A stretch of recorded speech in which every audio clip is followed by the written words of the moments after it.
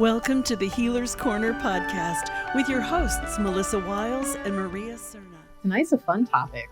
We're gonna get into the BDSM, kink, and dark romance reading, what that means spiritually, and how to do all of the above in healthy ways, mentally, emotionally, spiritually, physically. All the adjectives. Yes. Did I forget one? Because there were a lot of adjectives going out. But now I know, Alexa, you read some of the dark romance as well. I do indeed. Maria, I don't think you read any of that. This is new territory for you in a way. Mm-hmm. Yes. And the look on your face. Definitely. Well, the way I see it, there's a lot of craziness going on in the world. Why am I going to read it? So, in the fiction, even though it's fiction, why am I going to read it? Yeah. Fair. Good point. So I will say, just as like we get ourselves kind of situated and started here, obviously, like the fun disclaimer of anything that we say on the show is of our personal opinion. This is not for diagnostic anything or any sort of mental therapy or emotional substitute for therapy. I think everyone should go to therapy, actually. I think that's like the first step to healing is work yourself through whatever you've got. But the cross-section of BDSM, kink, dark romance, and magic and spirituality, that's a fun Venn diagram to kind of bridge and find yourself in the middle of. So I am excited to talk about this topic, and I've got a couple different things here I want to make sure like we cover and talk about. But like, do you guys want to just start with like the basics of like what do these words mean? And what do all these acronyms mean? Why do we have them? Yes, I think it'd be a good place, especially for somebody brand new who kind of heard about it, but was like, oh, I don't know what that means, so I'm uncomfortable. Fair enough. So BDSM and kink are not bad words. They are words that describe, in the BDSM sense, bondage, dominance, sadomasochist, and masochist behavior. And kink is a word specifically used to describe any sort of fascination or fixation on a certain object or scenario that brings you sexual pleasure. All BDSM and all kink should always be done consensually. There's going to be nothing that we're talking about that will not be done consensually. That's a huge standard with any type of interaction you have with anybody sexually. But BDSM is the kind of umbrella term that gets put over a lot of the more kinky, dark, erotic, basically anything that's not vanilla that you wouldn't feel comfortable talking to your grandmother about. Like these are the romance scenes or the book scenes that you read or watch, and there's something just a little bit not quite expected to it. Could be considered BDSM or kink. BDSM has a massive foothold in the Cleveland area. I know they have several different locations that they actually do like professional workshops and things like that, and parties and places that you can safely go and experience a lot of different types of dynamics and roles and scenarios in which bondage and dominance and submission and masochism, the idea of pain or sensation play, all of those things can fall into the BDSM. And all of those things also don't necessarily mean just in sex. BDSM is a topic with some of these roles, some of these dynamics and things that people, explore. There isn't necessarily a full sexual component of it. Sometimes people are using, like I knew somebody, for example, they enjoyed one of the more extreme versions of impact play. They like to get completely tied up and get beaten. They enjoyed impact play, but it's also because they were somebody who works at a very high pressure law firm, and it's how she turned her brain off. There was no The sexual aspect for her was the fact that she felt brave enough and confident enough to strip naked, put herself in that situation, and then experience these things on her own terms. So it doesn't even necessarily have to include the physical act of sex to be considered part of the BDSM umbrella, if that makes sense. No, I think like it's important to mention finding a partner in going in through these acts. Like there are ground rules. There are like certain criteria that has to be met on both parties for the safeness of going into that type of relationship, even if it's just for that one single act. Correct. And having to take your time to properly, the term is vet. It's basically you're properly running these people through kind of your own mental checklist of, are they a good communicator? Do they respect boundaries? Are they someone who is in a good mental health space, that they are using BDSM and kink in a healthy way? They're not using it as an unhealthy coping mechanism. One of my favorite things in BDSM and kink to bring up is there's an acronym that'll come up pretty commonly called RACK, RACK.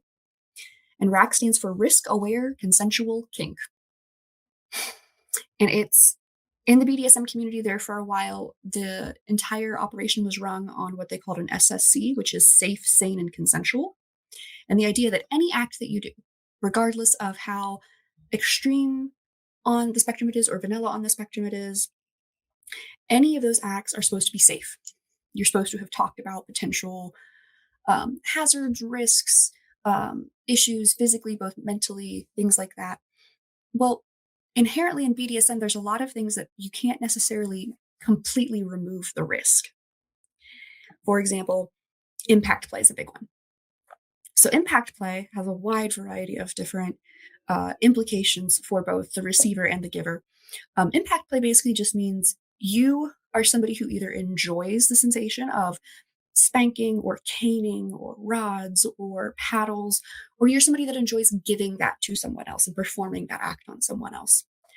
But inherently, if you think about it, it's impact play. You're physically impacting muscle with the goal of making it red and slightly, not fully bruised, but there's definitely some sessions where you end up bruised the next day. That's a risk.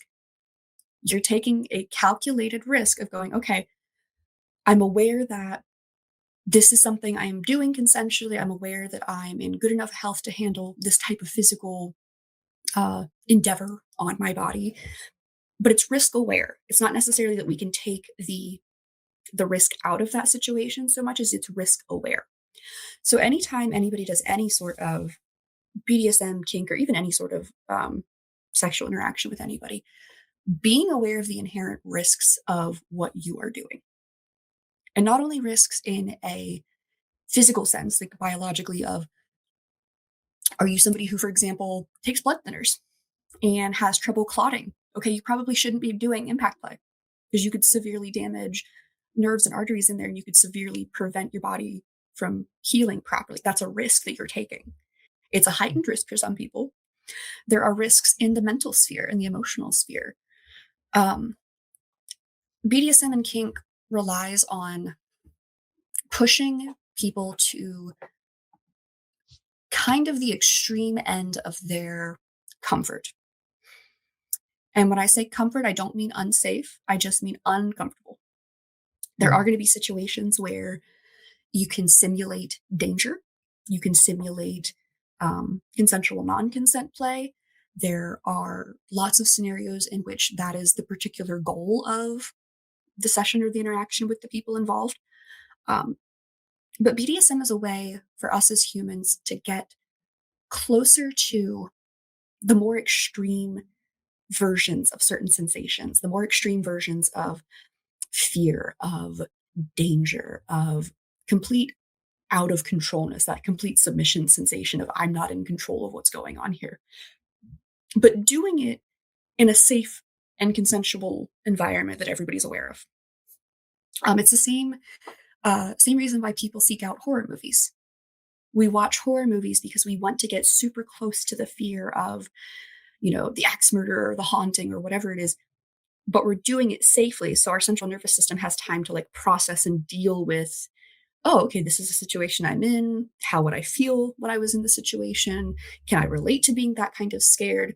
And you start conditioning your body that way. So BDSM and kink does the same thing.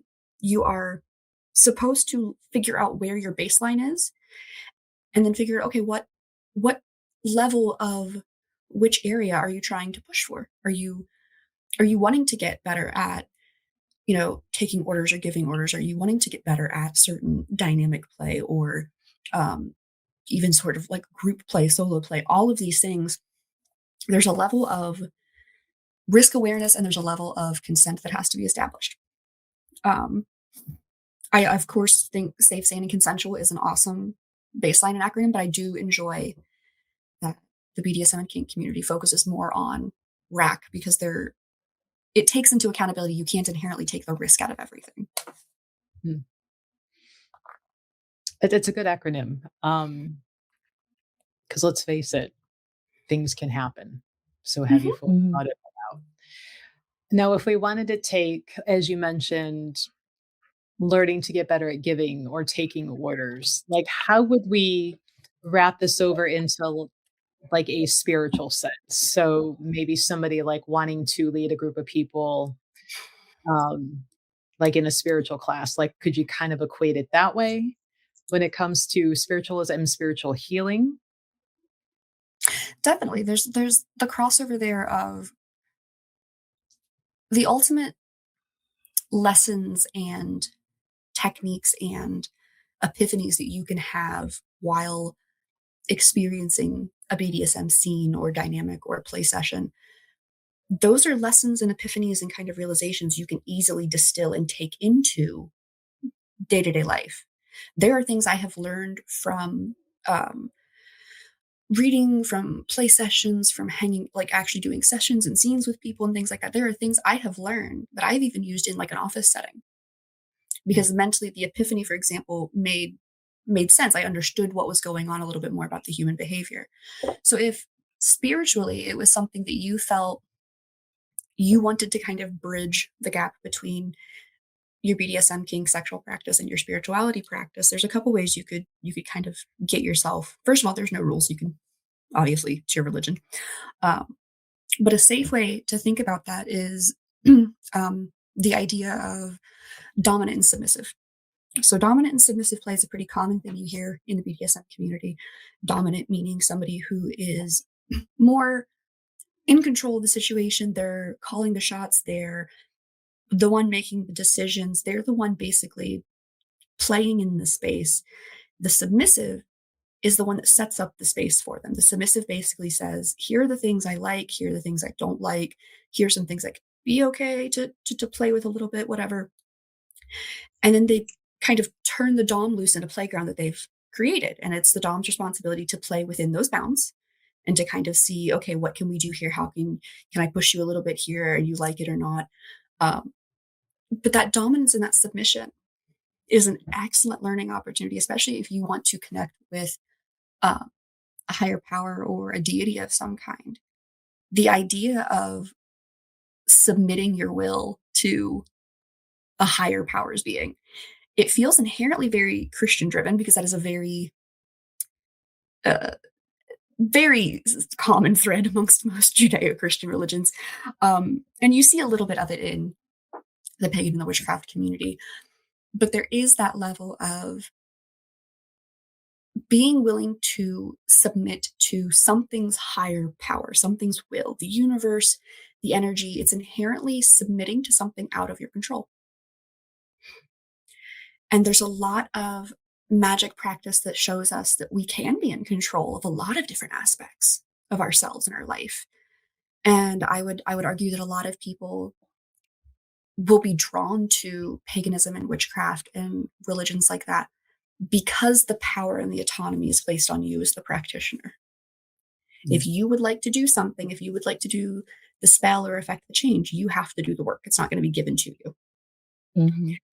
So it could be said easily that there are a lot of people in the pagan community that have a little bit of control issues because we inherently are practicing a religion and a spirituality that lets us kind of lead the charge a little bit, lets us be in control and in power. And it's such an interesting dynamic when you start to realize that in a religious path like witchcraft, where I would argue I've taken complete control of my spirituality and my, deity relationships and my working and my craft.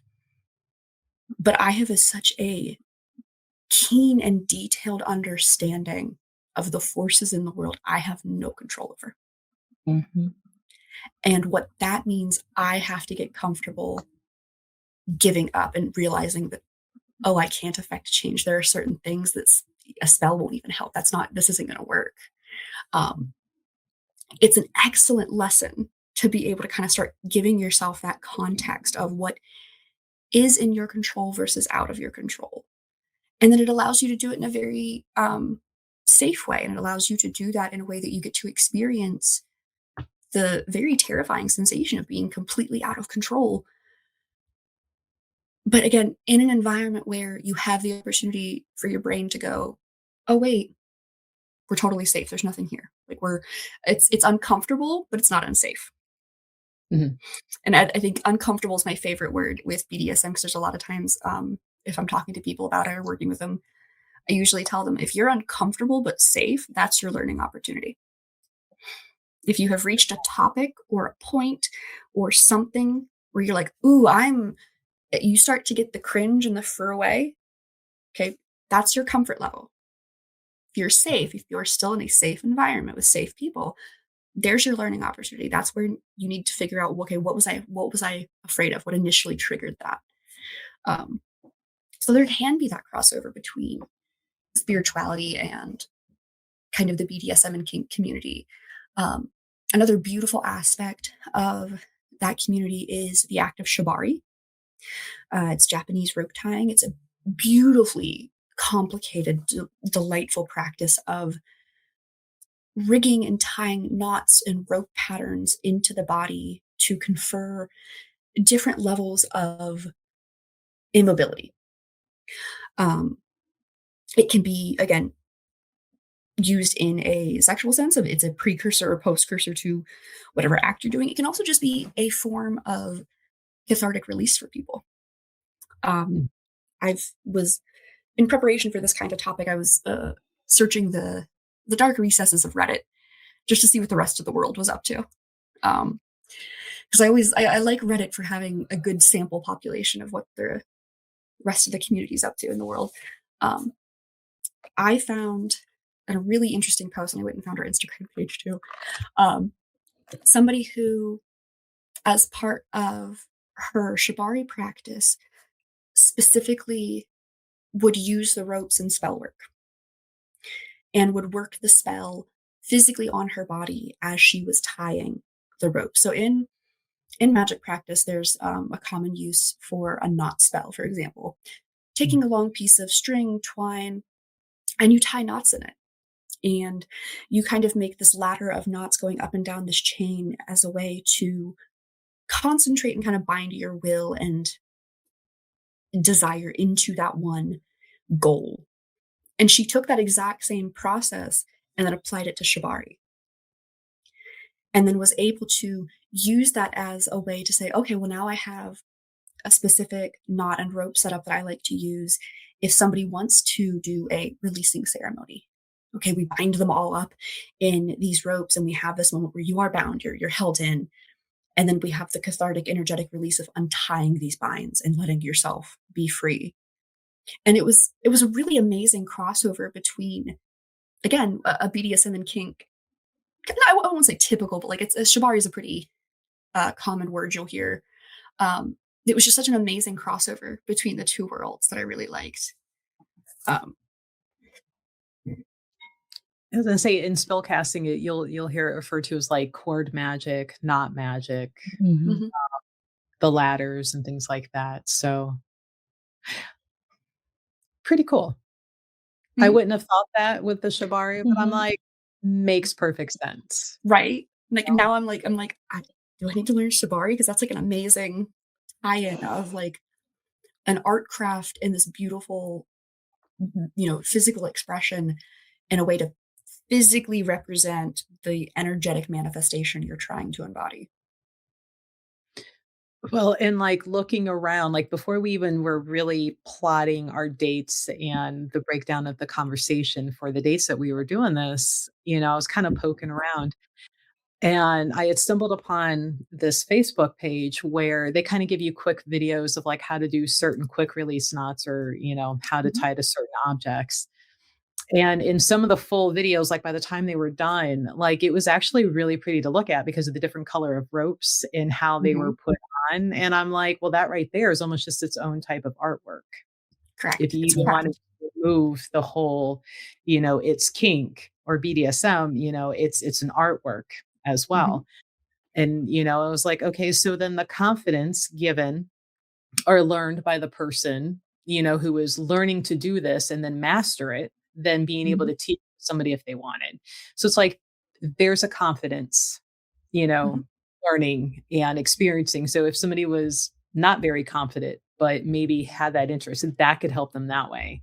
mhm. You know, the person being tied up, again, learning to just let go. And like you got a stressful job, a stressful day, learn to let go. And if you have to physically be restrained so you can't get up and go to work, Mhm. there you go.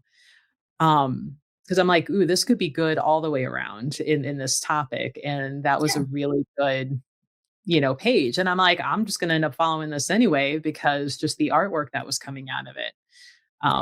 And the colored I roast. I'm think like, who knew they could come in so many colors? I'm like, "Is that polka dots? Let's find out."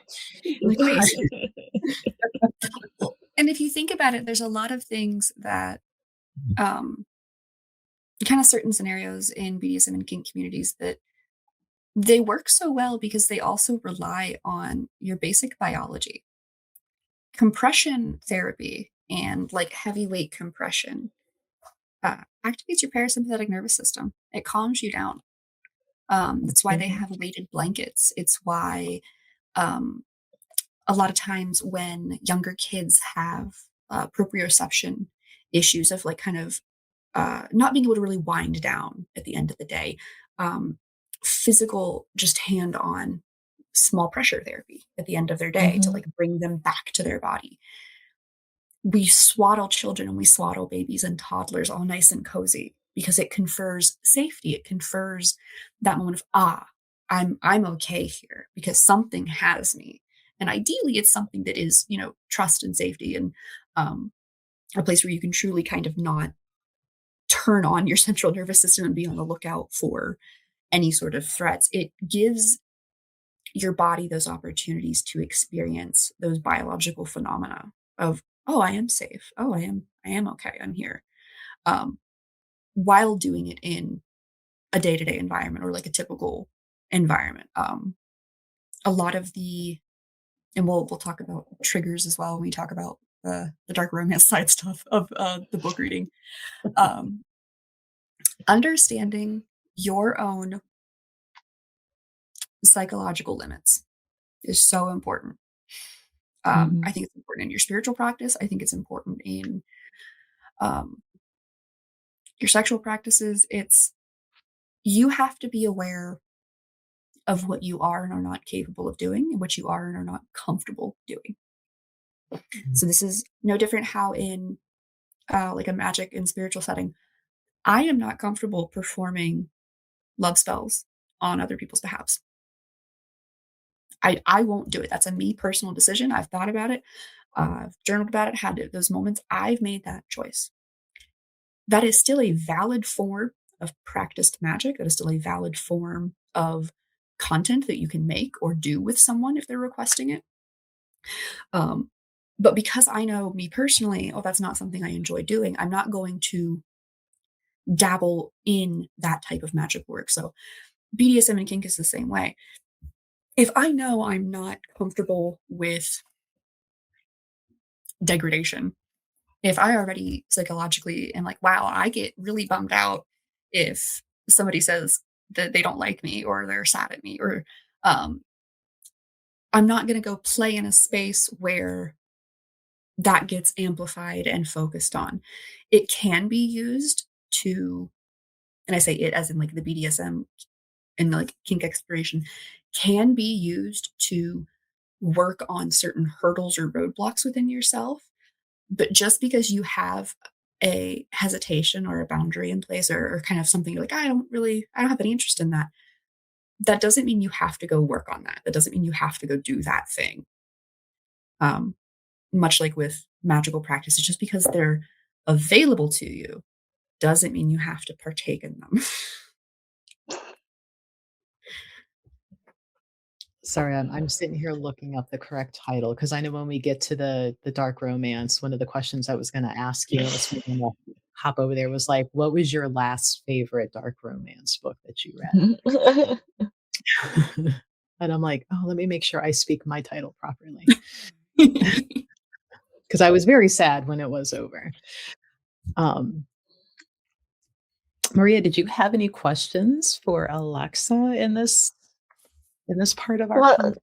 well, basically, it's not a question; it's a comment. I think what is really important is what you have been talking about is actually getting to know who you are and what your boundaries are and what you will not tolerate.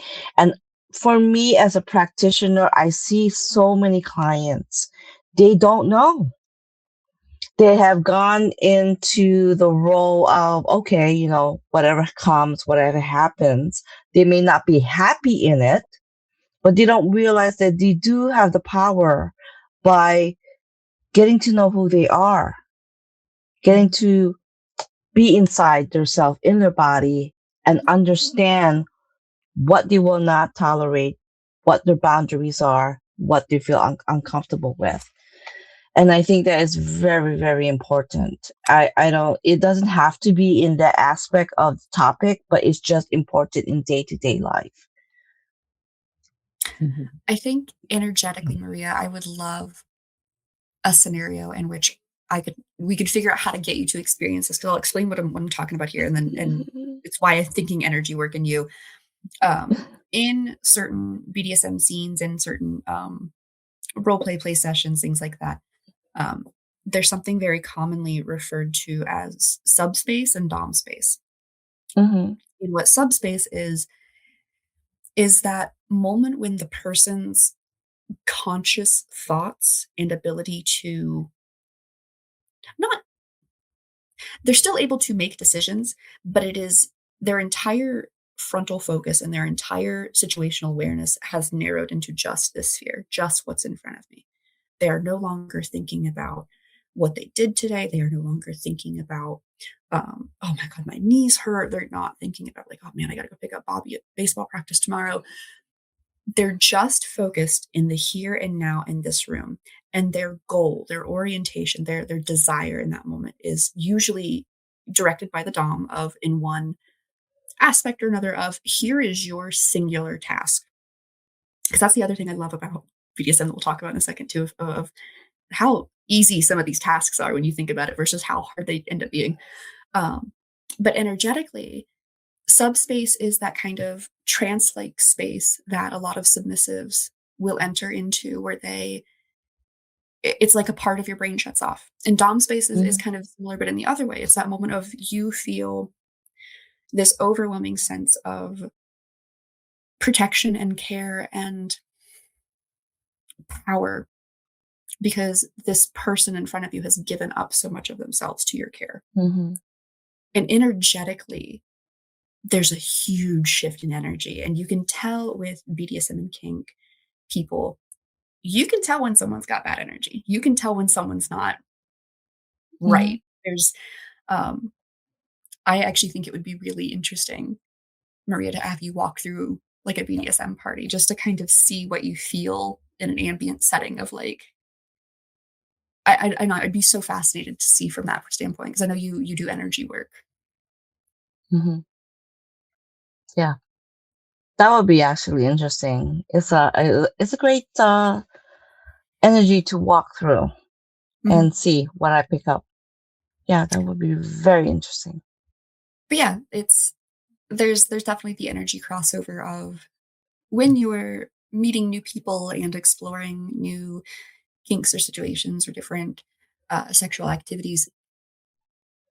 The intuitive voice that guides you spiritually is also going to guide you in kink and BDSM and sexuality if you are getting bad vibes, if you are getting bad energy, if you are getting ick, if there's something in you that's like, this doesn't feel right, listen to that voice. That is your most authentic self speaking up and keeping you from entering into a situation where the potential harm and risks far outweigh the benefits. And then I would laugh if you've lost Maria and Maria ends off in her own little room finding a new thing for herself. And you're like, well, there goes Maria. Talk about this later when you come out. I mean, she would probably have like a room full of people just like energetically, like just melting in front of her, like, thank you, please.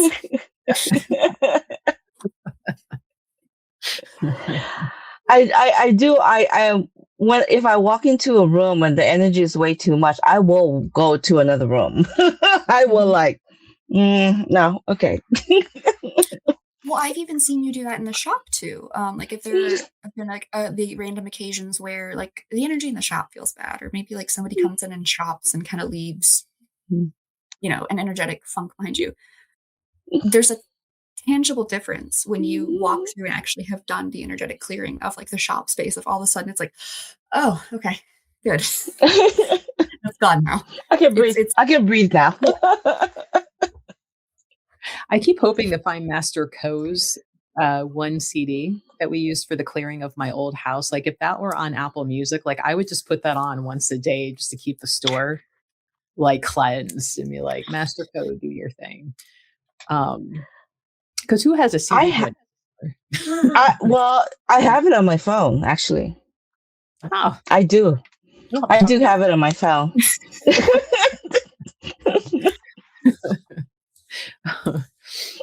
Now, okay. Let's get into dark romance. Now, unless any of our friends and audience, if you have any questions or comments, it is a safe space. Yeah, absolutely. Feel free to ask, even if you're new to this and you just have, some questions of what is, feel free to ask. So while we wait for questions, we'll get on over to the dark romance. And I'm sure there's people that are like, well, what's dark romance? And boy, when your book comes with a list of trigger warnings that may include things like stalking, sexual assault, some sort of bodily harm, forced proximity, there are so many triggers that can be in there.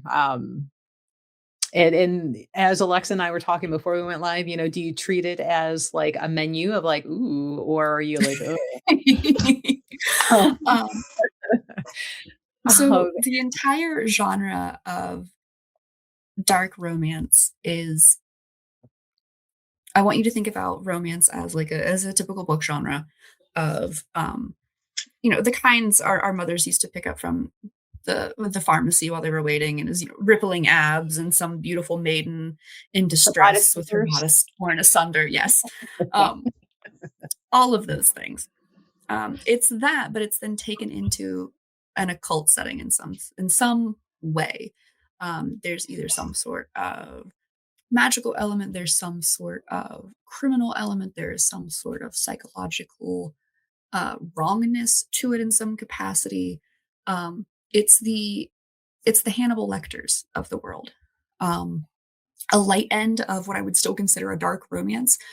Gomez and Morticia Adams are a perfect example of a healthy dark romance. They're gothic as all get out. They have a house that is just as spooky as them. And the things they talk about doing to each other are pretty obscene when you like watch some of the movies of like, I think one of my favorite scenes is they're sitting there talking and she tells, Gomez, last night you were, unhinged, a wild animal, just absolutely terrifying. Do it again. It's like, but it's that kind of occult covering all the way to the other end of the spectrum of dark romance of straight up criminal behavior and putting the romantic story with or without a happy ending into that plot universe.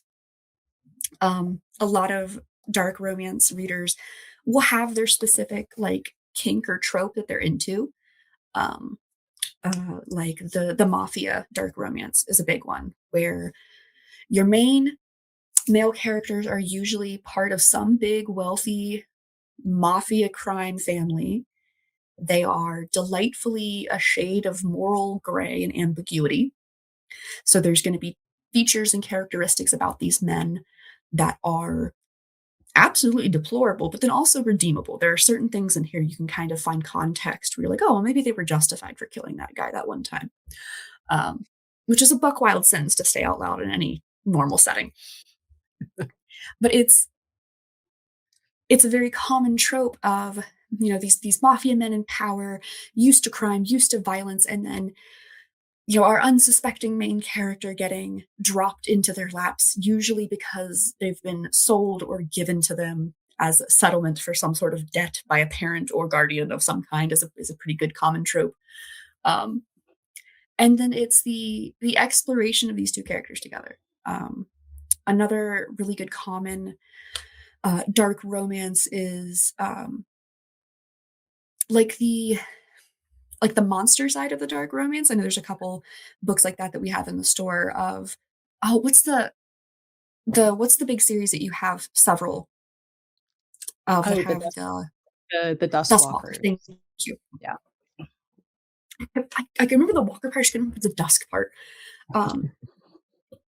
The Duskwalker series is a perfect example of these occult, paranormal, monster creatures, beings being romantically and sexually involved with normal humans. Mm-hmm.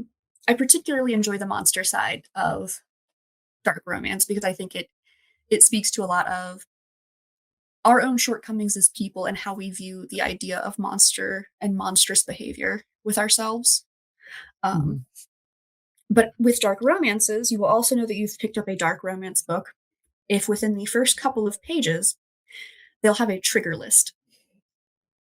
A trigger is something, and I do want to make a point to discuss triggers. Triggers aren't just something that you're like, oh, I hate that word and I'm uncomfortable with it. And I don't want to talk about it and I don't like it. I'm triggered. No. Oh, yeah. A trigger is when through a day-to-day, mundane, boring, unrelated experience, you experience some sort of vocabulary, sound, sight, smell, sensation that is reminiscent of whatever scenario or situation that you received a serious traumatic moment with. Mm-hmm. It is your body and your mind disjointing in that moment where physically, yes, you're in that room with that person doing whatever. Mentally, you're back at this trauma moment because your central nervous system turned on so quickly and went, ooh, the last time we heard that exact noise, this horrid, awful, life-altering thing happened to me. That's a trigger. Mm-hmm. Triggers happen very often in day-to-day life.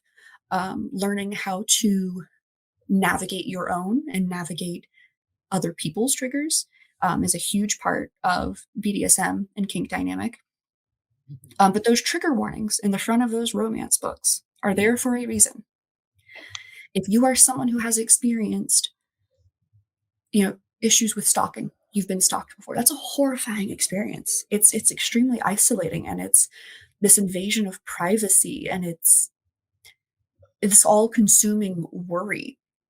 If you're picking up a romance book and part of the trigger list is forced proximity, stalking, Stockholm syndrome, you are now practicing that consensual kink. You are picking up that book to read of your own knowledge, of your own consensual will, knowing full well that's an option in here. Mm-hmm. I love the fact that the dark romance genre of books, the authors are some of the coolest people I've ever met. Because they genuinely, they're some of the few strangers in the world that I would believe have your best interest at heart when they tell you, hey, here's some of the weird, messed up things that might go on in this book that you might encounter. Like Calavera said, there are some of us here that, yeah, we look at that as like a menu option and we're like, what am I going to have for dessert? Be like, knife play, that sounds nice today. We won't judge here. But those trigger warnings are in place for a reason. There's also a difference with dark romance and erotic horror. There's a fun subset of that the major defining characteristic of most romance novels is there's a happy ending. Your main two characters and or multiple characters are going to end up together. It might be, in an awkward circumstance. It might be in a kind of we have no choice, myriad of different ways. But at the end, your two main people kind of make it. That's what defines a romance. If there's not a happy ending, you have stepped over into horror. And I have read erotic horror books, and boy, howdy, that was a trip. I was trying to think if I've read one of those. I'm like, no, I think they all are supposed, considered happy ending, even though by the end of it, I'm going, what the fuck? Like, seriously. So one of my favorite authors that writes amazing and responsible erotic horror and horror erotica. Her name is Audrey Rush. I have one of her books that I've read called Grave Love. Again, kind of dark romance-esque. It's sad, lonely mortuary worker, sociopath dude gets hired on to be the groundskeeper. He's actually a killer. He wants to use the crematorium as, a disposal method. These two meet. The horror aspect is when it came to the fact that this person, both characters were suffering from a lot of issues. There were a lot of genuinely grotesque, horrid parts of that book. There were also a lot of very sexy and raunchy and kind of exciting parts of that book. Sometimes those scenes were happening at the same time.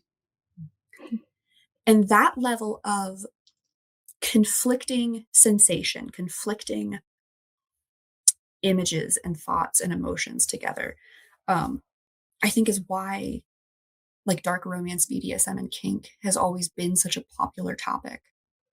Because you're getting to experience a fun pendulum swing across a couple different areas that you weren't necessarily anticipating that you'd have to or get to experience.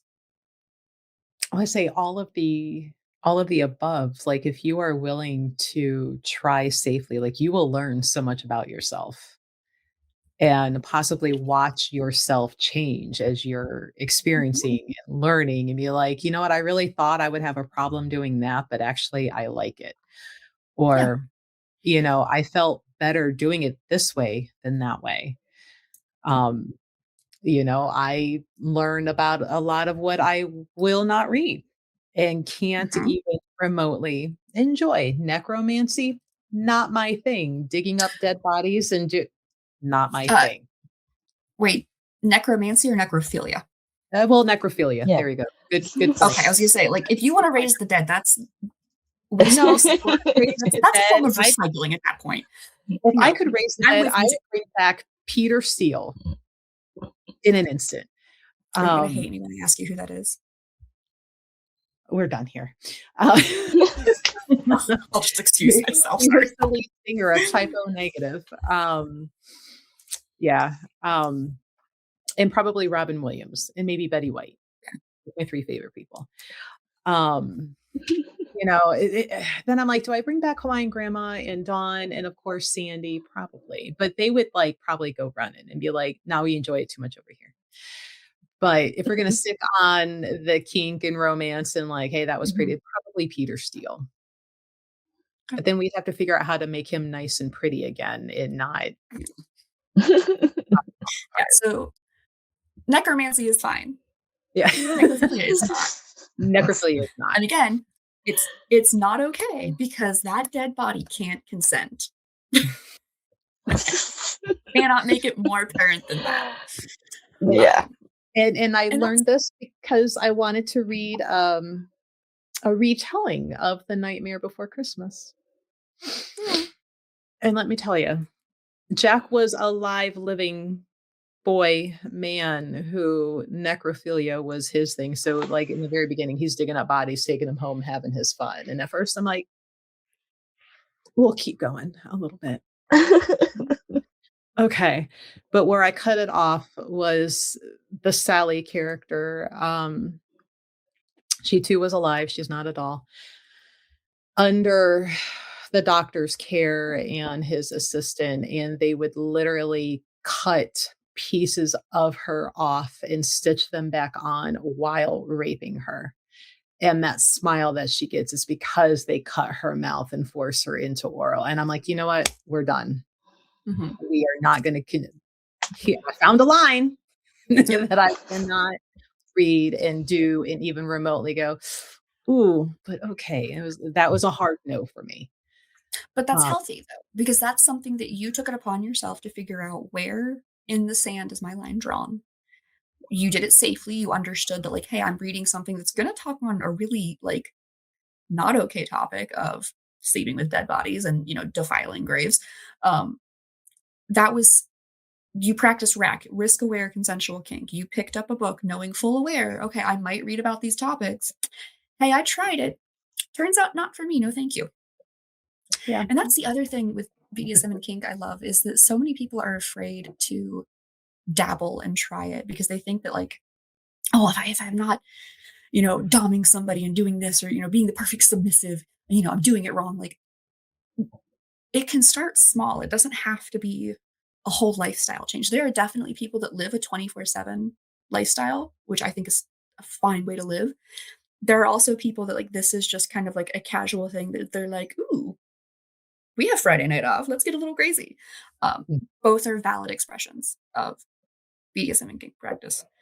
Um, but yeah, in the book that I was talking about, Grave Love by Audrey Rush, there's a necrophilic content to it. The idea that the main female character wants to unalive herself and she's done living.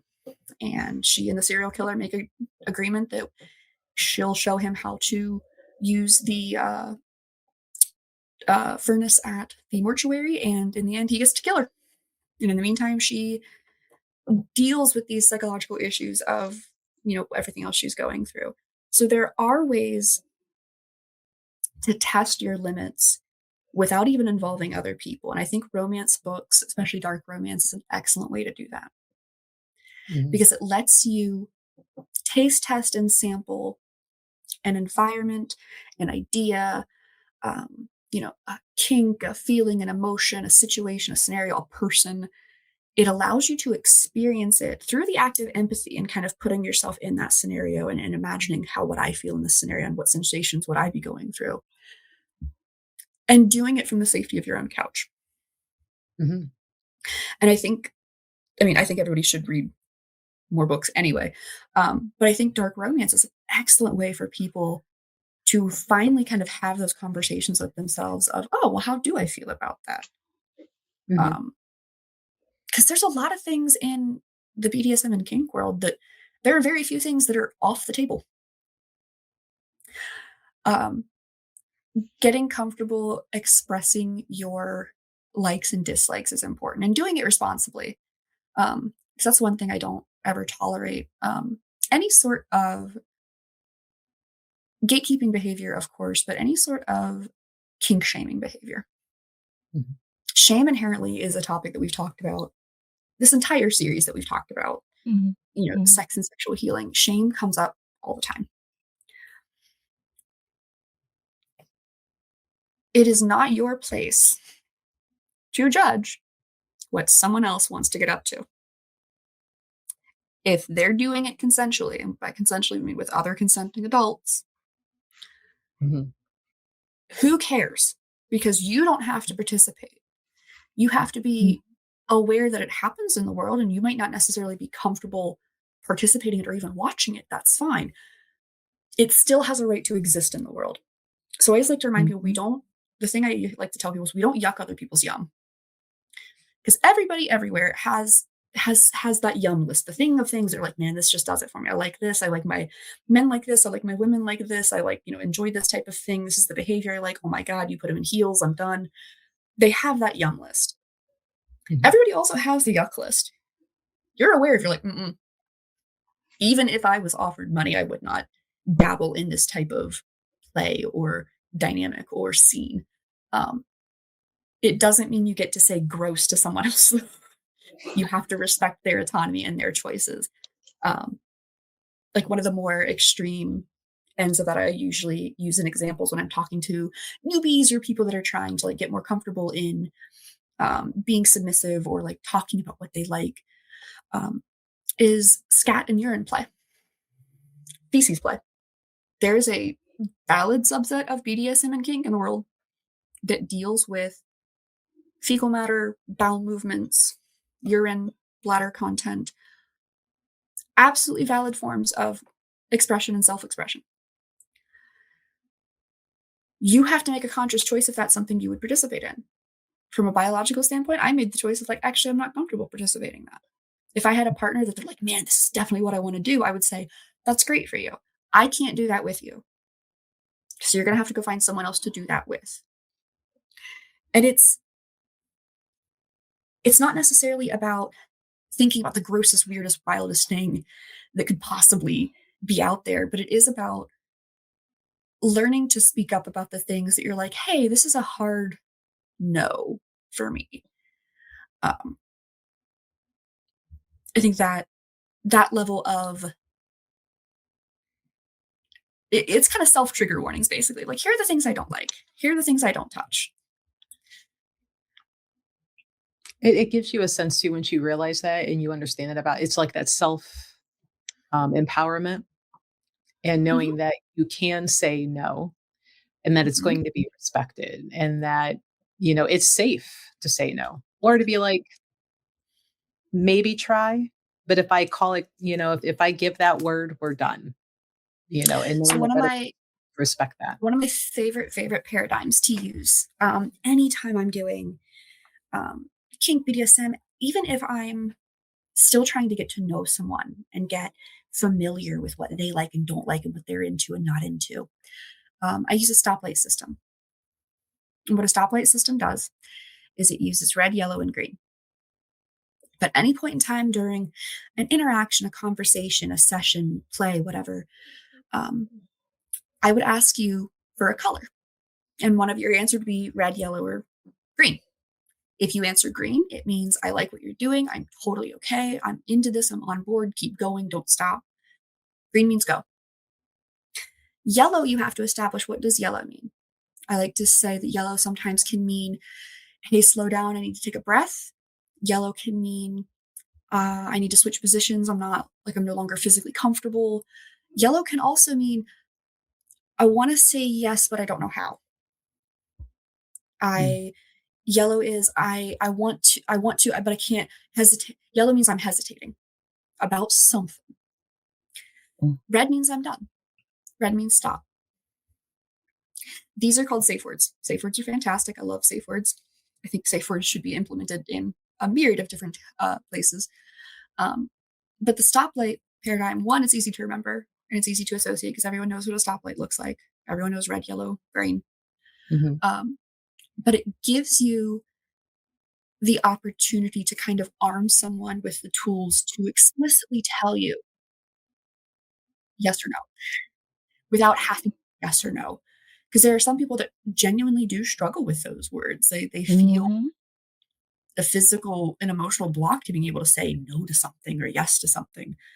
But if I asked you a color and you said yellow, suddenly it's like, oh, I put up my little hesitation flag and someone went, okay, what are we doing about that? That level of respect across safe words and across the autonomy it gives both, or however many people you play with, but it's the autonomy it gives you in that situation. You have the right at any point in time to withdraw consent. You have at any point in time the right to say, stop, I'm done. No more. And the people you are playing with, the people you are interacting with, have a responsibility to hear you and act accordingly. I cannot express to you how much I love it when somebody uses a safe word on me, because it means they're paying enough attention to realize I'm reaching a limit, or I'm not comfortable with something, or I've hit a barrier somewhere, and it immediately tells my brain, okay, we get to switch gears now. Now I need to figure out, how do I bring this person out of this space energetically and mentally? How do I kind of bring them back into their body and kind of present in the room with me? How do I address what's going on? Do they need comfort? Do they need physical touch? Do they need left alone? Do they want a blanket? Do they want snacks? Snacks are always the answer. No. Your aftercare list is always something worth talking about. But the paradigm of safe words and like that red, yellow, green, you can use that even in vanilla sexual encounters. For example, like I've had encounters with people where, not to brag, but where they're not as sexually experienced as I am. And I have given them the red, yellow, green paradigm. Like, hey, I'd like to start touching you here, doing this. You got to give me a color. And if at any point in time I do something you don't like, you have to tell me either yellow or red, and that's okay. And it makes it so much easier because it gives us common language between the two of us that we've agreed upon. Here are the vocabulary words we're using for this. Mm-hmm. And it makes you communicate better. It makes you aware of how you're communicating. I can't tell you how much it drives me up the wall when I meet somebody and I'm like, hey, let's talk, boundaries. Where are you at with that? Oh, I don't have any boundaries. I'm done with this conversation. That's a red flag. That's a wild red flag. Another red flag I do not let people get away with is when I'm talking about like the potential use of safe words or boundaries. And they're like, well, I don't really know. So I'll just tell you when to stop. I'm like, no. You're setting us up for a scenario in which I'm doing something I think you like. You aren't liking it at all. And I've now blundered past boundary into hurting you territory. Mm-hmm. Versus if we could back up a couple of places and put the fence here, and you could tell me, here is your fence. You can't go past it. Okay, then I won't go past it. I won't even go touch it to even get near that word because I know it's there. But you have to give your partner what I call playground fences. You have to give them parameters. Mm-hmm. And then you have to give them, the toys in the playground of do what you will with these scenario situations, whatever. But you have to be able to communicate with each other and know that you're taking on a really big responsibility with a BDSM dynamic in any way, shape, or form. I see a lot of people with profound control issues flock to BDSM for the same reason that, for example, I flocked to witchcraft. I needed to regain some sort of control in my life. I needed to regain some sort of autonomy over my life. And I was able to find that spiritually with witchcraft. Sexually, I'm able to find that a little bit with BDSM because it puts the control of the entire situation back in my hands, which is hilarious because I was thinking about when I had started this journey like 6 years ago. I distinctly remember the conversation I had in like the first couple of like months of getting started in this part of my journey. I legit looked my partner in his eyes and told him, no, that's an out of control thing. You can pry the control from my cold, dead fingers. Because I'm so dead set on not giving up control about anything. Whereas now, 6 years later, I'm very comfortable with the idea of having to give up control for things because there's a lot of things that are not in my control. And it still gets my heart racing a little bit to think about being put in scenarios where someone else is in control. But it's the safety net of, okay, but I could build playground fences that my partner would respect. I can arm my partner with, here are the tools, the toys, the things you can and can't do. And then it's that kind of trust fall of trusting them to do that safely with you. Mm-hmm. So I'm thinking back years ago, I had either heard or read that in the dom and sub space relationship, The sub, in a way, is technically more in control because they're the ones that set those boundaries and say, here's what we do. Here's, yes, the dom in that act is acting as that dominant force. But if that sub did not give the Mhm. groundwork and the rules, then nothing's going to happen anyway. And the Correct. minute that they call that word, everything stops. Mhm. So it's kind of like that dynamic shift and that giving up and that releasing that I think a lot of people don't even understand. Like that's Mhm. really the dynamic that's happening there and how like self-empowering, what you're learning about yourself on both sides, but the fact that the sub a lot of the times, and correct me if I'm wrong because you're in the community more than me just reading and researching in class. A lot of subs are people whose jobs are high power. They're Mhm. CEOs, they're lawyers, they're controlling things all day long. And people are answering to them, they're giving directives, and this is their Mhm. way a lot of the times to be able to be like, I don't have to I'm worry about done. it. Yeah. Yes. Because in those high stress jobs, you have people that are constantly mentally stimulated.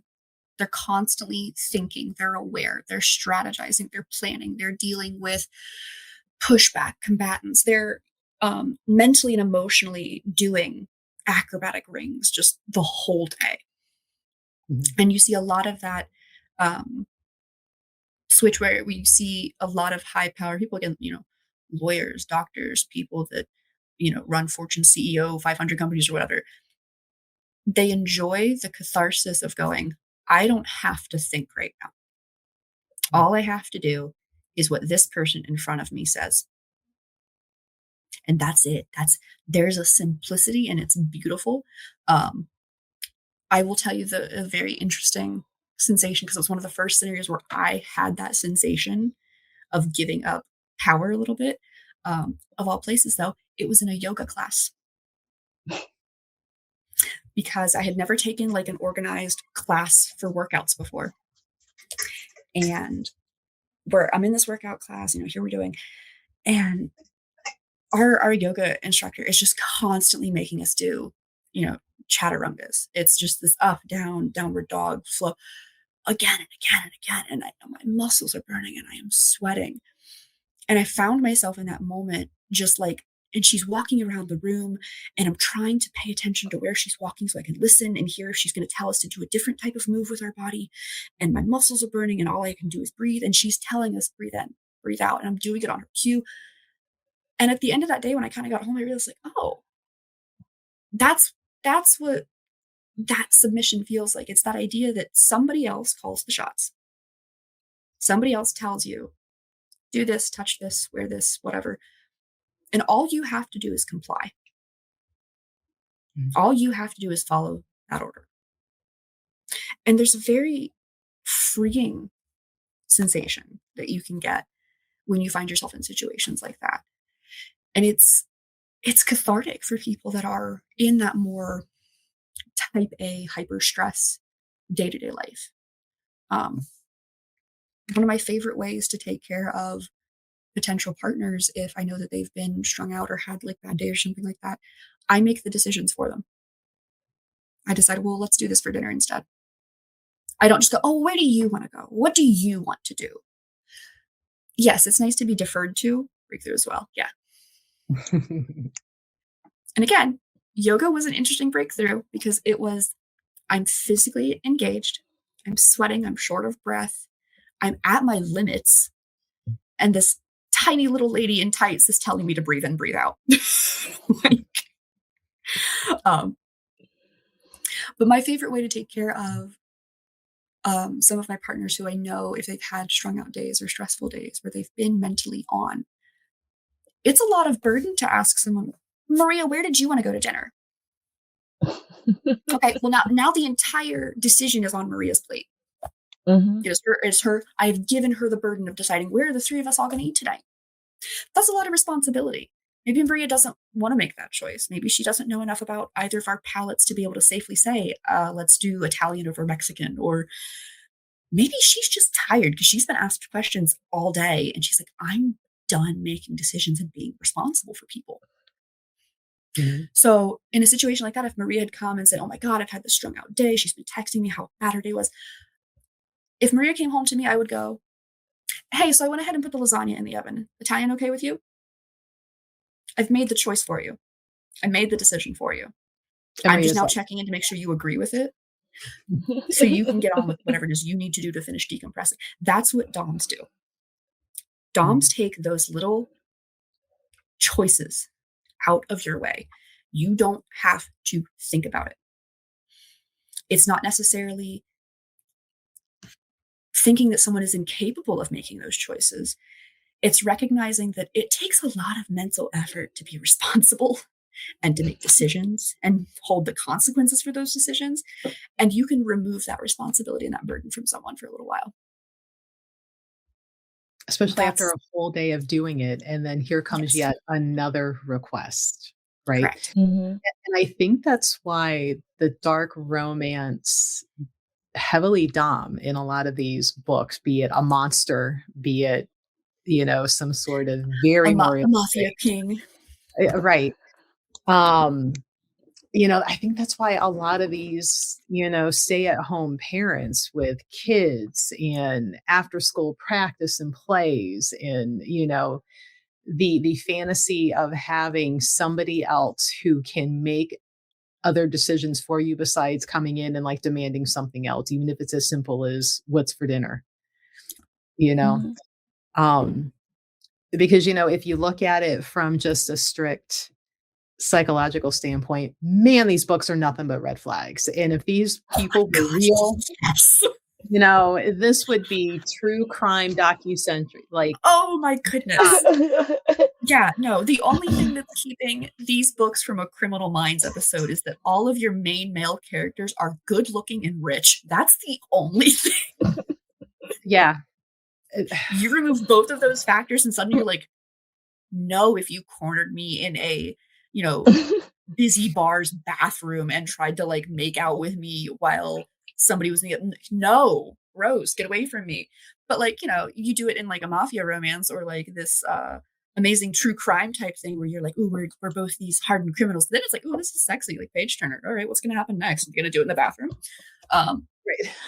Yeah. I mean, my favorite author right now, Bryn Reaver. She's the Butcher and Blackbird, Leather and Lark. Okay, yeah. She because her first book and what got me was two serial killers stumble upon one another, and I'm like, ooh, one's female, ooh. And it's a slow burn, but it's fun, and I like the humor. And what I like in her writing about this, the characters know that they're wrong, and they poke fun at themselves and each other about it. Mhm. So it's whereas some other books, it's like, here's the character. We're not going to acknowledge that there's anything morally wrong or concerning. You just suspend, your belief and, here's what it is. And I sometimes as those are the books and I don't know if I want to name it, but before we went live and I'm like, I still can't finish this book and it's wildly popular because every time I read it, I get pissed because I'm like, this whole thing is wrong. And why are you going, but it's not. Because I can't. It's The Haunting of Adelaide, and there's a lot of problems with it. You and again, we don't use that because it's yum. That book is not a good example of safe, consensual kink and sex no. in any way, shape, or form. Even suspend belief and judgment about, a fictional universe. Because I love a good dark romance. I think they're extremely enjoyable. My favorite are monster ones. I love monsters as an idea, as a concept. Monsters are my favorite genre of horror movie, my favorite fantasy genre. Like people being monsters and people being turned into monsters, and finding some way to redemption is a fantastic trope. So a lot of my reading is monster related. And even in that little subset, I still find examples where like, wow, this was great. These two people communicated. They were trying to better. When they messed up or hurt each other, they actually like had moments of clarity and discussion. This is fantastic.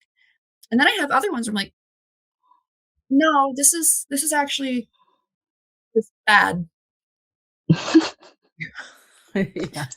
Not gonna finish that actually. It happens across the whole romance genre. I can tell There are some examples that are good and some that are bad. Yes, I will say, have you tried the Duskwalker series at all by Opal Rain? I think I might have read like the first 2 chapters of the first one, but I don't think I've actually ever gotten around to reading them. I know. They're really good. Really Okay. good character development, good storytelling. Because I will say there are some dark romance where the storytelling is awful, and it's all about just how much sex can you have on every page, and is it even written Mhm. well, the sex scene, and you're like, "No." Um, Now that being said, some of these books are available on audio, and sometimes those voices carry the story, and sometimes it will kill Yep. the story. And a new Sure rule will. that I have made for myself and Calavera has agreed, it's like, don't look up your favorite male author or female, what they look. It's 9 times out of 10, they are not gonna look like the voice, and you're like, Nope. "Oh, Yeah, don't burst the oh, fantasy bubble. don't ruin this voice and this character that you have," 'cause then you see, you're kinda like, "Oh." There was what book was it? Really good voice, not the Duskwalker guy. Um And I'm like, "Oh," but it was a monster, and when I looked him up and I'm like, "You're mafia boss." Like, I can't Mhm. now take this voice and say it's a good monster because you look like a geeky mafia guy. Like, you're not even top mafia, you're like henchman, like freedom, that you're trying to earn your ranks and get made. Like, wow, I shouldn't have looked that up. Um, so that's a rule that I put in place for my Smart, audio. smart. One of these days, Maria, we're gonna have to get you to try one of the books, even if it's just an audio, so you don't have to sit and listen. You can listen, while doing something else. Um, so what's your favorite book in that genre, Lexa? Again, I'm gonna have to stick in the monster romance genre because that's the genre I primarily read most of. Um, Although I did read, oh, what can you say? Look up it's a newer one that's gotten really popular. It's called Lights Out. That is a good one. That is a Who's that by? That's by Navessa Allen. Um, that was a pretty good read, all things considered. As far as like human, Mhm. um, there's an author I particularly enjoy. Their name is Cleo Evans. Uh, they've recently gotten out of the monster genre universe and into the human universe. Um, but they are one of the few authors who, even in their short little vignette stories, can tell an awesome story from start to finish. Mhm. Like they have an amazing ability to wrap up a narrative very satisfyingly. So you don't I've never closed one of their books and been like, oh, that was, like, oh, what happens next? I know. It's wrapped up very nice and neat. Um, and they've always done amazing research into BDSM kink type dynamics. And then they apply that research to the actual writing.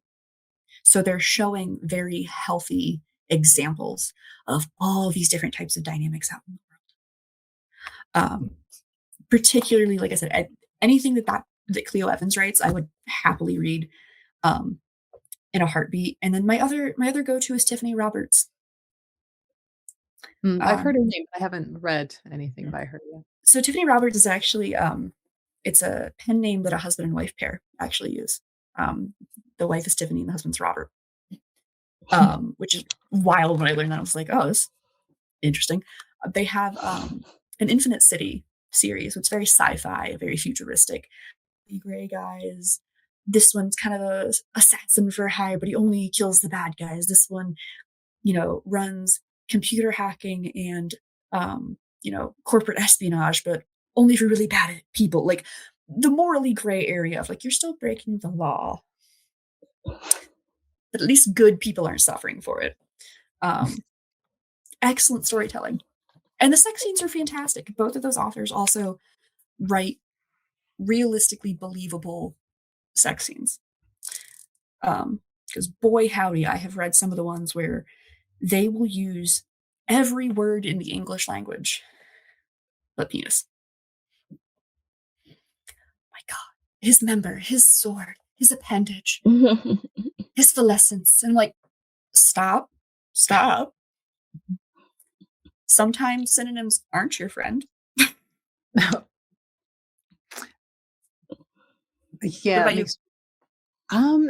I really enjoy. So if you want to say monsters, obviously the Duskwalker series, and she's really good at building the world, building the personalities, and the whole point of these monsters, they're learning to be human. They're humanizing. But they all have their own separate personalities, and their personalities are represented in the eye color that their eyes glow. So that's kind of fun. Otherwise, I would have to say Bryn Weaver.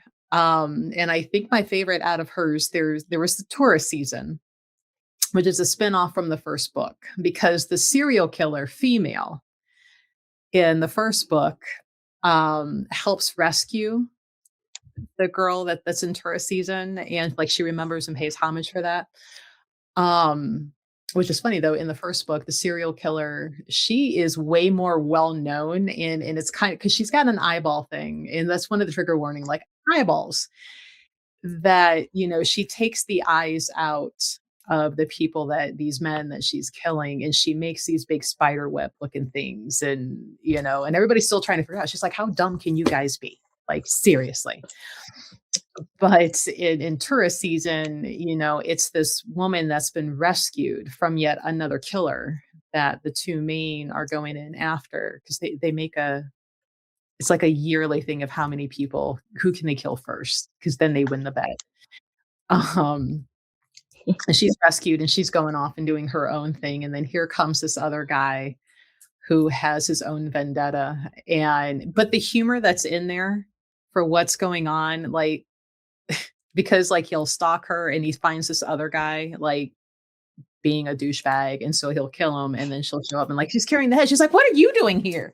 And is trying to like hide a body part. And the old man that she's taking care of used to be a killer himself, and so now, but he's got Alzheimer's, and he keeps looking for his bag because his bag's got his killing equipment in it, and she has to keep him separated from his bag. So it's fun. It's really well written. She takes great care in writing and the care of this older character. And there's like a foreword about the importance of elderly, taking care of dementia, what that means for family, and but she does a really good job, and the humor that kind of goes in with these characters as well. So it's kind of like purposely poking fun of something that might make you uncomfortable, but it's still there. But it's not in this heavy, like, and now here's dead body parts everywhere. It's like, oh, she turns around with the head and hand, and she's like, oh shit, you saw that? No, you didn't. Type thing. But so she's probably my favorite. I will say Lights Out was good. I listened to Lights Out. I did too. Yeah, the narrators of Lights Out were that was a good audio experience, I will say. His voice. I'm like, casually adding that to my list. Maybe I need to go back to Twitch. Maybe. Just maybe. That's why I love the romance genre of, especially when it gets into the dark side, the occult, the dark, the BDSM, the kink, the horror, whatever. It lets us experience all of these wildly radical and unsettling and disturbing and uncomfortable and scary thoughts and situations that could very realistically happen. For every goofy serial killer romance novel we're talking about, there's a true crime episode where someone's recounting the absolute horror that another person has visited upon an innocent victim. And yet we put it in this fictional setting, and suddenly we're allowed to get much closer to it. We're allowed to not necessarily make it palatable so we can desensitize to it, but we can start to digest pieces of it. We can start putting ourselves in those situations and say, okay, I'm actually going to suspend my belief. I'm just, yes, I know logically murder is bad. I should not murder. Do we all have days where we wake up and you're like, man, you're lucky I forgot a gun today? Of course. But dark romance let us get a little bit closer to that topic, and doing it in a safe way, doing it in a very approachable way. And I think that's so important for people because, again, it pushes your boundaries. It gets you, again, uncomfortable, but still safe. Yeah, it can be a really fun way to learn about yourself, and what you will and will not get into. So I Sierra just Simone. realized what. Okay, seriously, I'm writing that one down. Mhm. Did you ever read the Anne Rice Sleeping Beauty trilogy? It was when Anne Rice was writing as I want to say Roclair. I can't speak French. She wrote it under a pen name. Um, it is a fantastic fantasy book. Um, it is basically like a break the door down primer of high fantasy, high BDSM because she's retelling the story of Sleeping Beauty. Yeah, that one. The training Like, of Sleeping Beauty. Book maybe 2, Maria should read that one. Beauty's Punishment. Book 3, Yes. Beauty's Release. Great series. No, 10 out of 10. have not read them. Have you read the story of O? Um, The story of O is another. Um, I have that one somewhere too. but if you haven't read the Sleeping Beauty trilogy by Anne Rice, it's a great starting off point for anybody. Just because it's high fantasy. It is retelling of Sleeping Beauty. There are knights and castles and kings and princes, my lords and my ladies and all that. But it is 110% a 24/7 BDSM dynamic in that universe. Like the idea that royals in that universe have to serve as submissives at someone else's kingdom so they learn the humility of what it's like to be subservient and to be in that position of always giving. So that way, when they go back to being kings and queens and rulers, they're doing it better because they understand what it means to actually surrender and sacrifice and be put in certain situations. Fantastic. Like, if you'd like to jump into the series and figure out, it gives you a little taste of a lot of different types of topics. So I always recommend it for people of like, read the first book, not necessarily because you're like, oh, I'm going to try all these, but because there's going to be that one scene and you'll know it when you find it because you're going to read it and all of a sudden your face is going to get real, real warm. And you're going to start you're going to like look around, make sure nobody's watching you as you're reading. You're going to, that's the scene. It's because it's going to expose you to different things you hadn't ever thought of or considered or knew about. And that gives you that jumping off point to then go, ooh, what other books have this in them that I should be reading? Yeah. I'm in a few groups, probably like 4 on Facebook for like the smut reading. And it's always fun when somebody, is like, well, learn a new thing I like today because of this book. And then in the comments, you see everybody like looking for it now. Where do we get it? Somebody's like, it's over here on this. It's over here on this. It's in the Libby app. It's over here. And I'm like, I love the fact that in these groups, everybody's like, yeah. So it's rather fun. And then you have the ones that post anonymously because they're looking for a certain type of book that they can't find that type of story, but they're like, I have family in here, so I'm posting anonymously. Correct. Because I want this really, really niche topic. Yeah. But all right. Well, I feel like we could talk about this for hours, at least Alexa and I. I feel like you're like, I am uncomfortable. Well, and it's so funny too, because we're actually, my partner and I are reorganizing our bookshelf because we keep going to bookstores and buying books for just the weirdest reasons. So strange. Can't seem to stop ourselves. We talked about organizing our bookshelf by like vibes because she's got a bunch of like Tudor era and like Tudor history type books. And like, I could have like 2 full shelves of just filth. Like, that would be kind of it. Like, I would actually like to see my collection together in one centralized location. So yes, you and I could spend the rest of the night talking about this easily. I was going to say, but also talking about BDSM and kink and sex, because I think it's a topic that more people should be open to talking about and discussing. And I feel like it's getting more okay to talk about it out loud. It's not immediate like, oh, what's wrong with you? More people are like, Okay. And maybe too, because of books like this are more accepted and it's easier to talk about, and not be like, well, I read about it, we tried it, and I liked it. Yeah, Um, there are whole bookshelf sections. We walk into a Barnes& and Noble, there are entire sections dedicated to the book talk, the romance talk, the mask talk, your next romance read. Like, they're putting it very out front because a lot of us are reading. These are books that people have constantly been reading. This isn't some new phenomena. The new part of the phenomena is that we're like, "Yeah, now I'm gonna post about it on Instagram." yeah, like you can That's publicly the new say, part. yeah. Yeah. So, and that's so, and then you meet other people that enjoy that too. And now you have new friends. And Yes. sometimes you bring somebody into the fold, like, have you tried? And then they like it. And you're like, welcome, we have cookies. Come Yes, this way. yes, please, please come join. Come sit down. Yeah. I earned my hat because I brought another into the fold. Um, so, but yeah, it's a good topic. And I've enjoyed talking about it. But Mhm. I feel like if we don't wrap it up, we'll just be here and Oh, it'll yeah. be midnight, So, but thanks for joining, guys. We will see you next week. Yeah. Take care, everyone. Bye. Good night.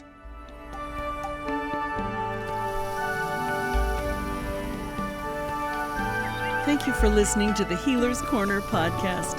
Join us again soon.